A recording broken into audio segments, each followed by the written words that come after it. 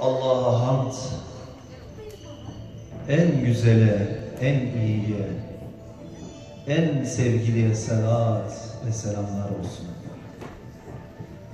Ey Nebi, Hira Dağı'ndan sızan şu nura bak, çağlardan çağlara, sadırdan sadıra, zihinden zihine akan şu nura bak.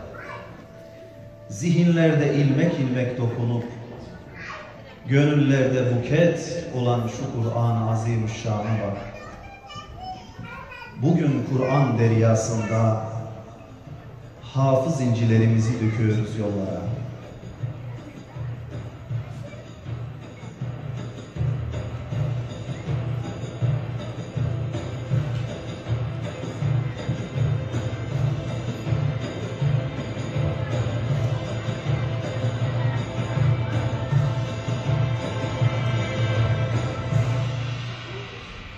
Geliyor, asrın Kur'an hadimleri geliyor.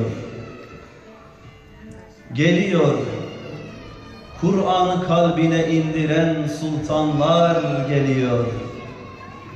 Geliyor, arşı titreten hafız-ı kelamlar geliyor.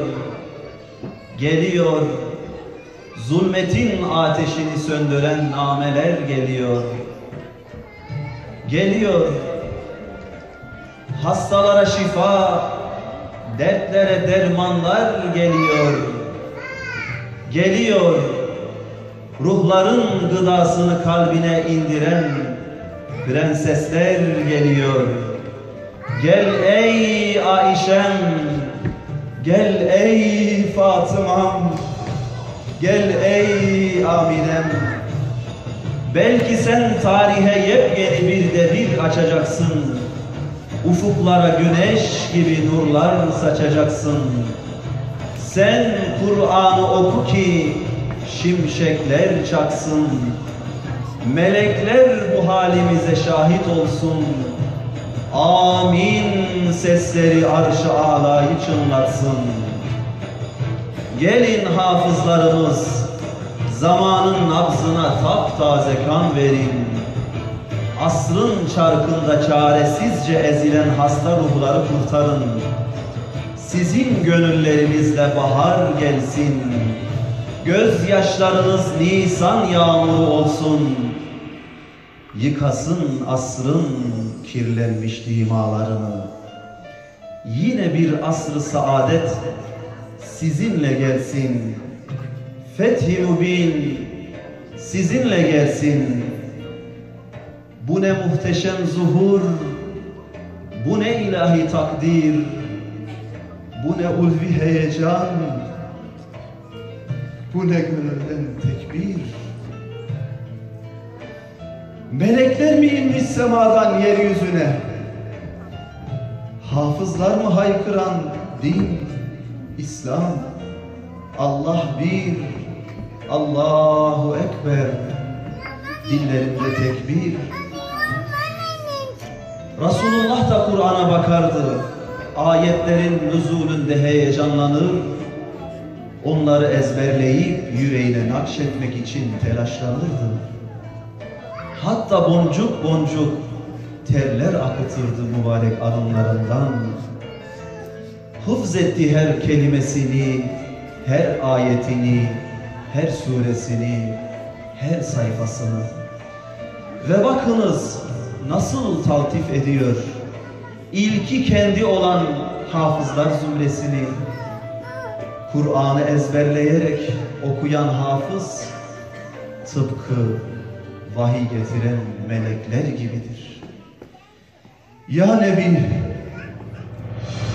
hani bir Maune'de 70 Kur'an muallimi şehit olmuştu da ağlamıştın. Ashabın ağlamıştı. Hıçkırıklarınız mescidi aşmıştı da arş-ı âlâ titremişti. Sen üzülme ey Nebi, 70 şehit verildi. Ama arşı titreten yüreğin serinlesin. Hıçkırıkların surura dönsün.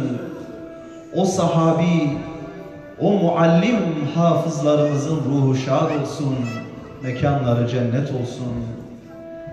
Bak ya Nebi, nice hafızlar geliyor, Kur'an için, Rabbimin rızası için,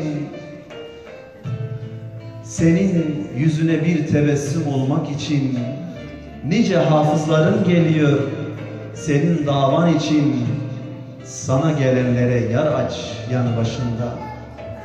Kur'an'ın hadimleri, kelamın fiili tezahürleri hafızlar, tüm yolların kesiştiği bir noktada beklerken siz dua ediyoruz gönülden. Rehberimiz kelamullah olsun. Bu kirlenmiş asırda Mevlam sizleri kirletmesin. Gönüllerinizi, ruhlarınızı, kalplerinizi Kur'an'a sımsıkı bağlasın. Melekler rahmet bulutlarından rahmani yağmurlar indirsin gönüllerinize. Attığınız tohumlar inşirah versin yüreklere. Çare olsun ümmetin derdine. Amin, amin, amin inşallah.